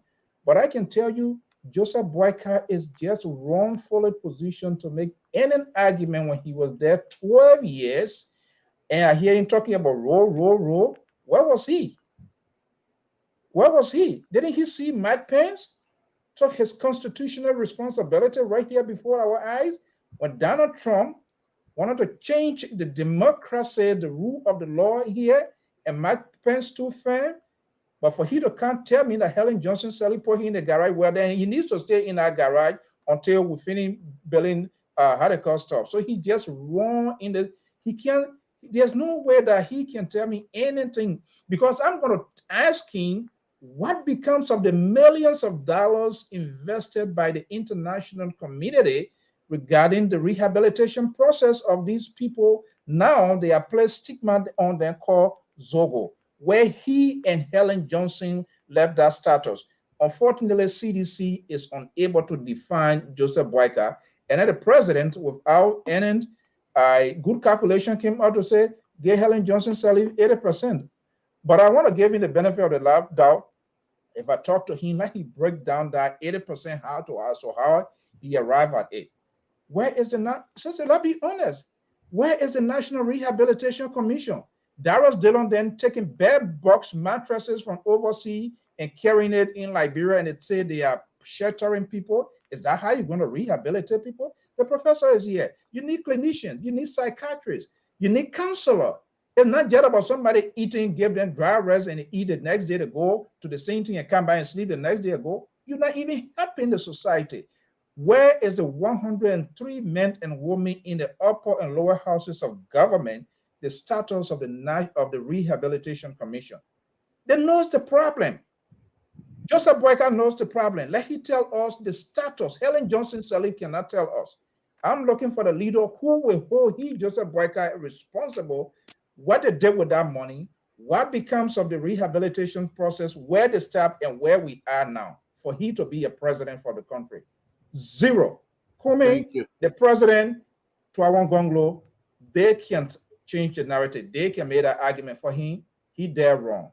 Okay, thank you for your advice. But at this point, I can I'm say... not advising, I'm just giving my opinion. Okay, well, your opinion don't come right now. Especially if it's not in my favor. If the man's opinion is not in my favor, they don't come. No, I'm running the show. Jonathan is backstage. Oh, Jay, sorry. That's a liberal. That why he claimed to be liberal, but he's not even liberal. When I'm Donald Trump Jr. tonight. What you say, if it's not in my favor, I don't recognize it. That's all I can tell you. But anyway, let's go ahead and bring this show to an end. Let's go with Jay. Please give us your closing here, and we will be back Wednesday. Tomorrow, I'm planning to do the Ralphie Highway, but it's going to be a little bit different. And I'm still thinking about what I need to do it or not, because it's what I heard today coming from Liberia. I think this whole process, except we like they're not getting tired. We ourselves, we're not going to get tired.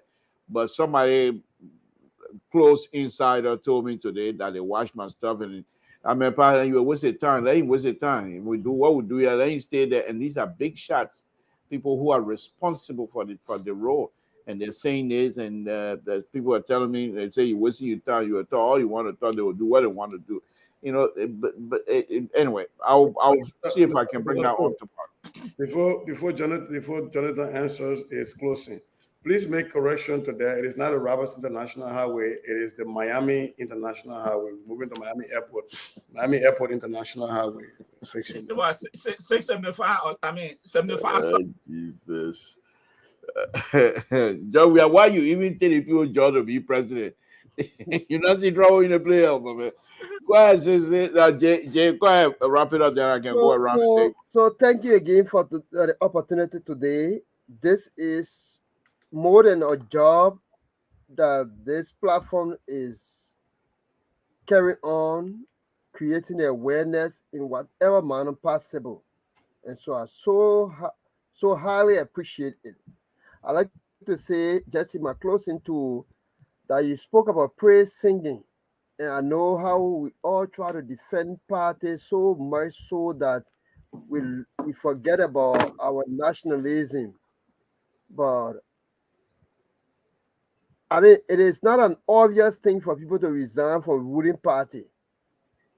And, and so some of us did it 2012 from the Unity Party, and we became a founding member of ANC. We don't regret the actions we took. We are not compelled. Jay, before you finish, is there any truth to the statement that Ormo Kumi bought your party? He paid money for it? Oh, Lord. I'm asking. I mean, I hope you without the close. But since you are coming with a question, I can answer the question. Okay, let's wait Wednesday. But we still clear the air because Kwame Clement on, make clear the air, and bring Kwame Clement on so you can get Kwame on the side. Yeah, Councillor Kwame Clement, one of the astute statesmen, was a part of the ANC. It is only because of his job at the U.S. Embassy, and yet he still contributes to the Liberian people by teaching the Louis Arthur Grant School of Law. Here, Cummings have no beef. I mean, the chit-chat, and they are on good path. Absolutely no problem. But I'd like to talk about the praise singing. I'm not a praise singer. I hold my leaders' feet to the fire. I hold my ground in what I believe in, and I stand by it. I also like to say to Mr. Pa George, what they were saying was right, that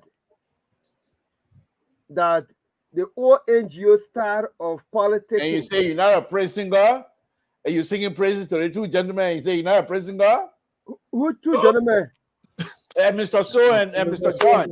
No, they make some positive point here about the old. Don't recognize it. Just keep it because they don't recognize it. You're being so disruptive. Let me say my own way. Yeah, please go ahead. The NGO style, the old NGO style of doing things, where you don't consult with the people.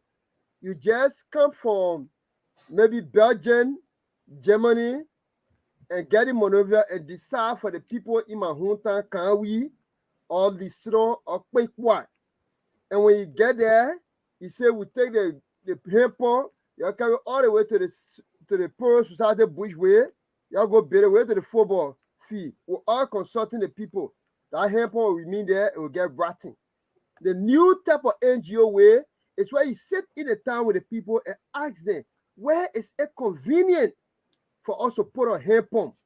Then the people say, we can't put hand pump on that side because most of the time the men they get had activity on that side. But we can put hemp on the side, we can put palawa on the side. Like that, it becomes utilized. So that's the kind of mechanism that is meant to be used for political engagement. And that's how ANC came into formation, by going into the community, soliciting view, but then Kosawa on board. And Vandela Patrick's, we all went into the small community and we had debate. We established argument and we heard from the people. We documented those things in Rock Spring Valley, Dupont Road, across the bridge, Bannersville, Generator Gurich. We did it for a couple of months before consummating the RDS called what was proposed Alternative National Congress as Alternative National Congress.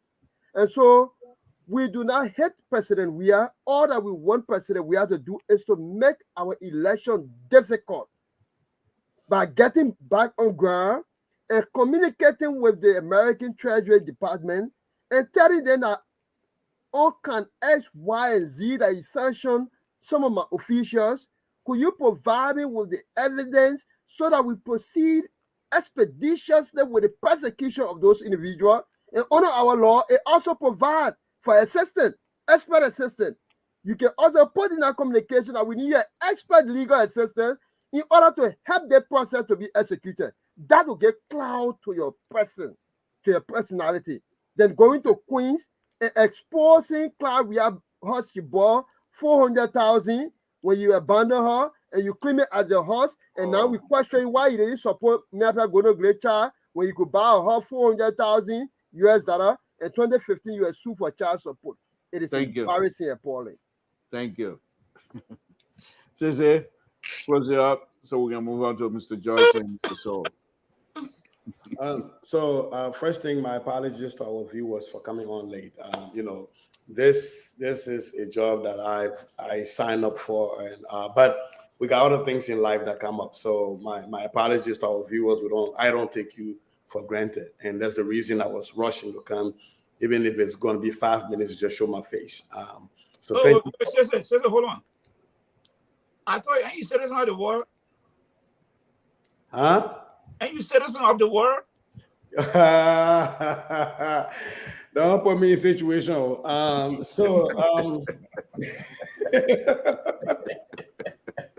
put me in situation I can't handle. Yeah. So, but on a serious note, we have to move away from this thing where we protect our own criminals. George WEAH cannot, in Mr. Soul's analysis, be allowed to make a message to be a messenger for change in Liberia, while Joseph Boakai cannot be allowed, because Joseph Boakai served in the last government and they squandered money when George WEAH himself was a member of that government. And George WEAH, being the president, has the responsibility to audit that government. And there's been a lot of audit reports that are still there that were produced by the accountants, government accountants in Liberia. And those audit reports were not used, they were not acted upon. And so if George WEAH is serious, then he must act upon those audit reports. If he cannot act upon those audit reports, then he himself, by extension, is corrupt.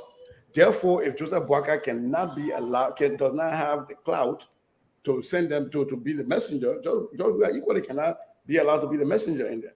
The second piece is, when we talk about Prince Johnson and we talk about other people and we question their morality and their rights to be taken seriously in Liberian politics, we can't say that and then on the other hand say, oh, Louis Brown and King, they say, oh, but the reason why, and I'm coming to Dolake now, the reason why they're supporting Kumi, because let's listen to the reason they're supporting Kumi and forget about the history. We can't do that. We can't come on to say, oh, what's the man? The man has been accused of defrauding people and of stealing. And whether you agree with FIFA, Bonnie Miller. That is a point that was made upon him. And I'm talking about their Unity Party, the LP when they got a cut. And he said, well, the man said that the reason he's supporting Kumi won't be their Kumis. So because I said I want to be their Kumis, therefore you forget my past. This is where we start to protect our own criminals, and this is very bad. We ought. I know everybody in Liberia has one vote. Prince Johnson is going to cast one vote, just like Yago Koba is going to cast one vote, just like Cummings is going to cast one vote. And so we're going to be asking for votes, and we're going to close our eyes to their past. Then let's close our eyes to the collective past of everybody. We cannot be denigrating other people while at the same time protecting our own criminals. And last but not least, look, the way we've done campaigning in Liberia works for Liberia. I guarantee you. The whole Abu say that our works for Liberia. Our people sadly vote for likability. Mr. So, that is the reason George Weah is the president. It's likability. George Weah just said, I don't do nothing. The people elected me. Now I do small thing. The people not elect me. It was likability. And so if you don't have crowds behind you, people don't get moved to vote for you. That's how Liberian politics is. That's why people always say, you saw the crowd, I'm in pool, you saw the other one. So we have to work within that. But while working within that, there are places where a lot of the political parties and politicians ignore, they don't go to. Yes, I understand that elections are about votes. And so you go to the places that are vote rich. So you do Mosorado, you go to Lofa County, you go to Nima County, you go to Bon County, and you go to Grand Bas. So those are places that are vote rich, and you forget all the other places. I understand that finances are limited, so people got to make those decisions. But at the end of the day, are your messages getting to those people? That is the question. If you're on radio, do those radio stations get to those places? How many of those people have access to radio stations and listen to you? If they're not listening to you, then those people are making choices not based on what the candidates would do for them, not based on the platform, but just because one person in the village, educated man, and say, oh, you left for that person, they all vote for that person. And so the political parties, especially those ones that got money, like the ANC and the Unity Party, ought to be doing way better about reaching those places. And my own candidate, I've been telling him that there can be nowhere in Liberia that we say we cannot go to. We ought to go everywhere in Liberia, to every hamlet and every town and every village to send a message out. And I think George Weah should be doing the same thing, because our people, for me, I'll tell you clearly, our people deserve to be able to make a clear decision, conscientious decision. Say, yeah, we listen to George Weah, we know what all George Weah say he will do. We listen to Tewan Gonglo, we say what Tewan Gonglo do, we're voting for George Weah. I will go to bed sleeping in peace, knowing that the people saw the differences. They knew they made an educated decision to go with George Weah versus people just voting because one village chief told them, let's vote their way. Okay. Mr. George? Yes. You try to make it, you and Mr. So try to make it brief here. We only have less than 5 minutes. Yeah. I just want to say thank you to our audience again, for those who follow us. And this is what we do. But this election, we always say this election is consequential. This one is the most important, but this one for Liberia, we are at a crossroad. The decision will make the country will either go forward or we are aggressed, period. Because what we have seen for the past 5 years, hey, if another 6 more years come, those who will be living, they will say, okay. So we need to be very serious to talk to our people. The electorates. It's not about popularity. This thing is not a popularity contest. And the president said it. What he said earlier, it was a good campaign message, you know. He didn't do nothing for you people. But then again, that is not factual. You know, if he said he didn't do it, and at the same time he said he was traveling all around the world, visiting Liberian refugee camp, helping people. So that is not helping, or the story he's just making it up. Which one? Because at one point in time he said he didn't do nothing, but another point in time he said he was traveling all around helping Liberians around the refugee camp. So which one do we believe now? So the message there is a little bit contradicting, you know. But okay. Liberia, it is what it is. I said that's the language our people understand, majority understands. And we have to be very careful how we go about campaigning. And let me hit my my brother and friend. Look, I think it's not time that the chairman, you think, need to move up. Either he gave that job up. Who chairman? Of the ANC. I don't know who that was. What's your name? All right, never mind. Go ahead. Chairman Daniel Flomo Nathan Sr. Yes. Okay. And my reason is that job is a full-time job. With this campaign, will he take an excuse from the Senate to conduct a full-time campaign of the political parties? I think we need to start thinking critically now. I mean, I may sound crazy, but a real political institution, but that job is a full-time job. Supposed to. Yeah. And we want to see a chairman that will be out there. But why are we making ANC political discussion a part of the LPR platform here when you guys are not paying us anything? When you talk about Joseph Boakai will be vice president, do we charge you? Make a statement. Make a statement. No, answer it. Don't say make a statement. No, go ahead. Wrap it up. Oh, look, so let me say this to the great panelists, and I love this platform because we agree and disagree, and we are very, very respectful to one another, and I think we should keep it this way. With this platform. Thank you. I believe that so also. All right, folks. This is, of course, you guys have listened to all the panelists, and they have already have their say. And I'm not too sure if anybody. Oh, Mr. Sewell, you still here? I thought you left. But anyway, Mr. Sewell, go ahead. Make it brief. I'm okay. I think all of us, it's a very great team. It's like we've been knowing one another for decades. The respect is there. We kind of put in check with one another, things that we say, our disagreement. It's done in a civil context, and you don't see anybody emotion kicking in to say, and just kind of like talk over, because we need to respect our viewers, our audience. They will disagree with what, they will agree with what. And that's the kind of conversation that we bring to the table, and that's how we will always want to do it. We have our own views and opinions on different wide range of issues, which is okay.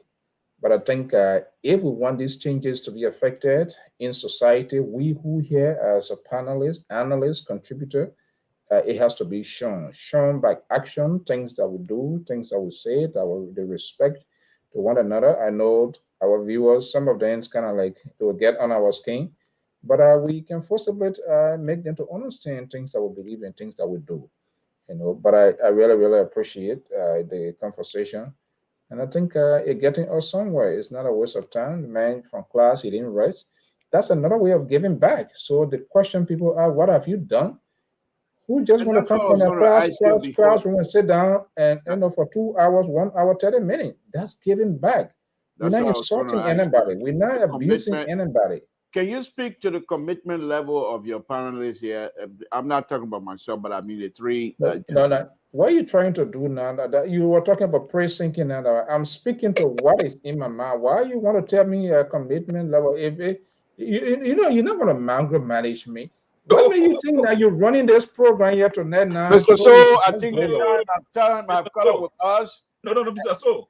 That's the board there. That's the chairman of the board. Yeah. The real chairman left. He gone to LIBERIA already. The last time you were here, I was not claiming that title, but he left. He go for Juju now. He go for Juju. If I what? He go for WEAH. This guy, he's so much in desperation with position. He just want one position. Wow. All right, folks. Jay, thank you. There's no way to emphasize on the commitment. These people here every night. What sort of commitment you want from them again? They're not being paid. We're tapping into their expertise. So we have surpassed that commitment business a long time. We can waste our time here. The commitment is already there. You finished? I'm done. Okay. Thank you. Your man Amos said, who the senator that Amos talking about? I see that. I hear that senator. You're not gonna bring that thing back again. Oh, I sent a message today. They said they're going to get back to me. Okay. That's what Emmanuel Peno the man talking about. Who? No. And I saw Emmanuel Peno you bring it. No way. My last no way. So Emmanuel Peno here. Yeah, but no. I have personally reached out. But so, folks, on a serious note, like I said, I spoke with the CDC chairperson. I'm going to be doing an official communication. We need to have like somebody. I told off record, and I want to formalize it. We have Professor Zablo who was here, so we need somebody for them to put somebody forward to so that when we're talking about the ruling establishment, somebody who can defend the interests of the party, so it can be kind of balanced. So I mean, from conversation. She says a very good idea, and they are looking forward. So hopefully, another Professor Zalo will be here soon. Okay. Thank you. Would it be a legitimate professor, or would you get in the title? No, if he professor, we're calling CDC professor. So, oh my goodness. So anyway, professor, who's your professor? Yeah, Isaac Zagro, who's the CDC professor. Oh no, I know, but I'm just saying when they're replacing him, they bring in another professor, generally the data thing, or the real professor this time, or the Miami. I don't know who they are bringing. I'm just only making reference to. You're letting me post my show now. Is the professor coming from Miami or no? Yeah. So the tour guy here now. Yeah, I tell you. But anyway, thank you for coming. Sensei, thank you. Mr. George, thank you. Mr. So, thank you very much. And I'll say good night to all of you. I thought you were not going to tell me thank you too. You're going to thank you about that. Just John is out again.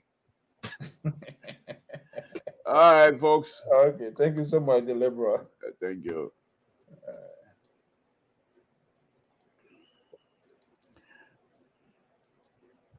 All right, folks. I want to thank all of you again. Time I cut off our school, as Mr. So would say. So I want to thank all of you for tuning in this evening. It's been a wonderful, wonderful, wonderful evening. Thank you very much.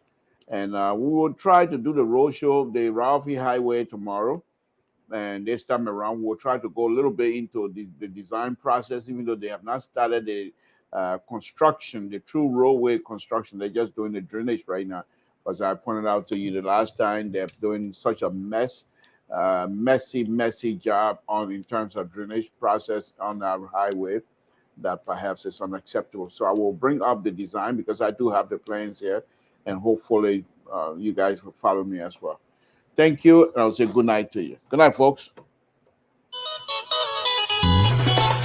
Aha! December, Joey.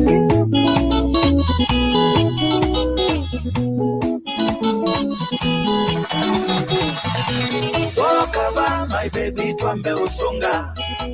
Wakava, kaswiti, twambe uwina. Mama meka na kusaku wanyeni maela. Mama mekwa umasaku wanyeni mona.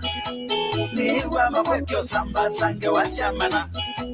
Measya tulisoma chinyini nagu. Mateseka na wendo witundi wa moja. Mateseka na wendo witundi wa keshua nekulia. Tele maiva, ni utongoza. Tele maiva, uine namba. Tele maiva, tuichaji. Ginokalika, boxi yawa. Eka malonze, nimeubinya. Singila, singila, kandolo, kokele, kandolo, kokele,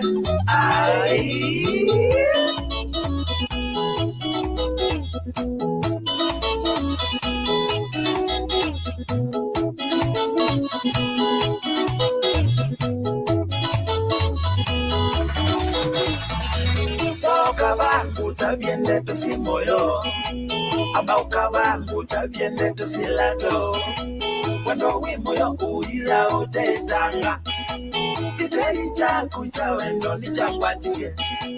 Kitei chaku cha wendo ni chanasie.